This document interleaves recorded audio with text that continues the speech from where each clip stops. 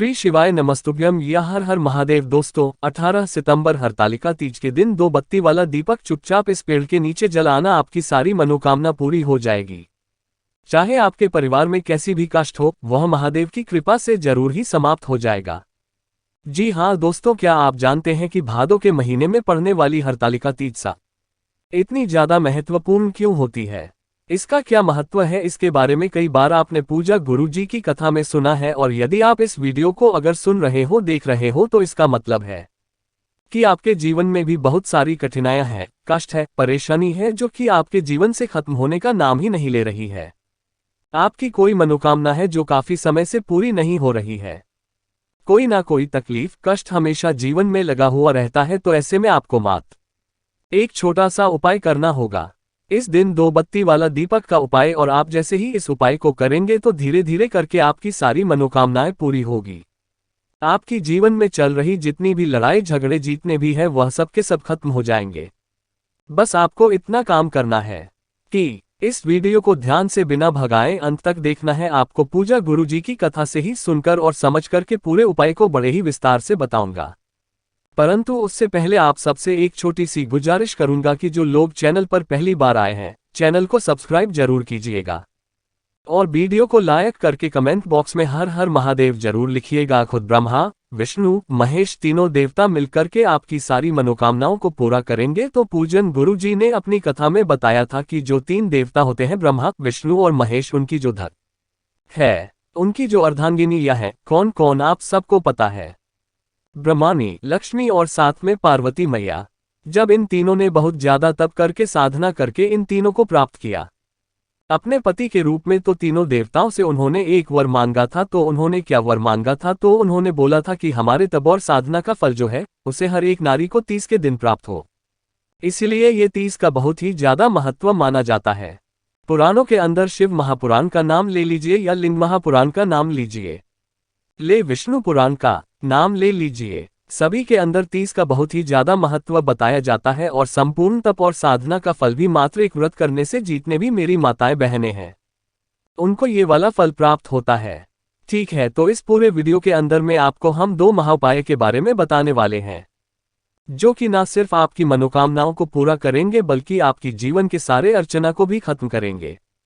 तो सबसे पहले बात कर लेते हैं पहले वाले उपाय की तरफ। तो पहले वाला उपाय किन किन लोगों के लिए? सबसे पहले इसके लाभ जान लीजिए। अगर जीवन में लड़ाई झगड़ बहुत ज्यादा चल रहे हैं, पति के साथ में नहीं बनती है, परिवार में लड़ाई झगड़ा कुछ ज्यादा ही चल रहे हैं, छोटी छोटी सी बातों पर क्लेश हो जाता है, तो बस आपको एक छोटा सा उपाय करना।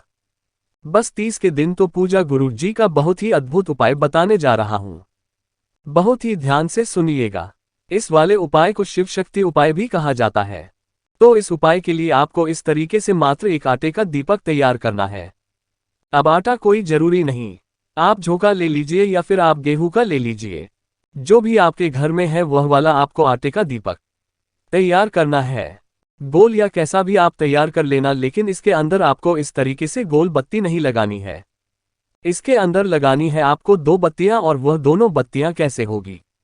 लंबी होगी। इस चीज का विशेष ध्यान रखना। इस तरीके से 2 बत्ती लगाना। दोनों बत्तियां कैसे होगी? दोनों बत्तियां होगी लंबी, एक शिव और एक शक्ति। तो इस तरीके से आपको आटे का दीपक तैयार करना है, और इस दीपक के अंदर डालना है आपको गाय माता का शुद्ध घी, और साथ ही साथ आपको लेनी होगी एक इलायची। अब ये जो इलायची होगी मात्र आपको एक लेनी है, इस उपाय के अंदर जोड़ा नहीं चाहिए। फिर इन दोनों चीज को लेकर के पहुंच जाना कहां पर? शाम के समय पर पीपल के वृक्ष के पास। अब देखिए, पीपल के वृक्ष का भी बहुत बड़ा महत्व है। पहली चीज आपने जो 2 बत्तियां लगाई है वो है शिव शक्ति, जो गुरुदेव ने अपनी कथा में बताया, बिल्कुल वही बता रहा हूं। इनका नाम है शिव शक्ति, और जो पीपल के वृक्ष के नीचे देवता निवास करते हैं वह है भगवान नारायण और माता लक्ष्मी। ध्यान रखिएगा, 30 के दिन आपको ये जो एक दीपक है उसको दोष काल में आपको पीपल के वृक्ष नीचे प्रज्वलित कर देना है, जला देना है। यानी कि यहां पर आपको लगा देना है कि महादेव जी के नाम से, कोई महादेव जी के नाम से नहीं है, यहां पर आपको शिव शक्ति के नाम से आपको लगाना होगा। फिर 2 मिनट यहां पर बैठ करके ओम नमः शिवाय, श्री शिवाय नमस्तुभ्यम में से आपको एक मंत्र का स्मरण करना होगा। फिर आपको एक मंत्र बता रहा हूं, वह मंत्र ध्यान से सुनिएगा। माता उमा और महेश्वर का मंत्र है। मंत्र क्या है? ओम उमा महेश्वराय नम। हमें एक बार फिर से रिपीट कर देता हूं। उमा महेश्वराय नम। इस मंत्र का आपको 21 बार जाप करके अपना नाम और गोत्र बोल करके अपनी कामना कह देना कि हमारे बीच में लड़ाई झगड़ा बहुत ज्यादा होते हैं, परिवार में बहुत ज्यादा क्लेश होते हैं, या फिर जो भी आपको मनोकामना करनी है वह कह देना और कामना करने के पश्चात वापस चले जाना। लेकिन ये चीज ध्यान रखना कि आप इस दिन उपाय जो कर रहे हो, चाहे आप व्रत करें या ना करें, ये वाला उपाय आपको जरूर कर लेना होगा। आपके जीवन में मधुरता बहने लगेगी, तो इस वाले उपाय को जरूर करना। अब यहाँ तो हो गया पहला उपाय, अब बात कर लेते हैं दूसरे वाले उपाय की तरफ। देखिए, दूसरा वाला उपाय बहुत ही ज्यादा महत्वपूर्ण है। ये पूजा गुरुजी का बहुत ही ज्यादा विशेष और अद्भुत उपाय है, तो इस उपाय को एक बार ध्यान से सुनकर ही जाएगा। ठीक है, सबसे पहले बात कर लेते हैं कि दूसरा वाला उपाय कि इन लोगों के लिए है तो परिवार में लड़ाई झगड़ा अखिलेश नहीं हो रहे हैं, लव परिवार के बीच में प्रेम भी नहीं है, पति पत्नी के बीच में प्रेम नहीं है। काफी बार ऐसा होता है ना कि एक दूसरे से इंटरेस्ट खत्म हो जाता है, या फिर जो जरूरत होती है जो कि हमें नहीं मिल पाता है। परिवार में लड़ाई झगड़ा भी नहीं हो रहा है। गुरुदेव के वचन बोल रहा हूं, लड़ाई झगड़ा भी नहीं हो रहा है, कुछ नहीं हो रहा है। लेकिन जो प्रेम होता है, सद्भावना होती है, पति पत्नी के बीच में वह नहीं है। एक दूसरे को टाइम नहीं देना, जिसकी वजह से थोड़ी थोड़ी सी दूरियां बढ़ने लगती है, लेकिन लड़ाई झगड़ा नहीं हो रहा है। उनमें मधुर संबंध लाने के लिए यह वाला उपाय किया जाता है। अब देखिए, यह वाला उपाय करने का भी एक खास नियम है। मात्र 30 के दिन आपको ये वाला उपाय करना होगा। बहुत सुंदर सा उपाय है। आप चाहो तो इस उपाय को सुबह कर लेना या शाम को कर लेना, कोई दिक्कत नहीं है।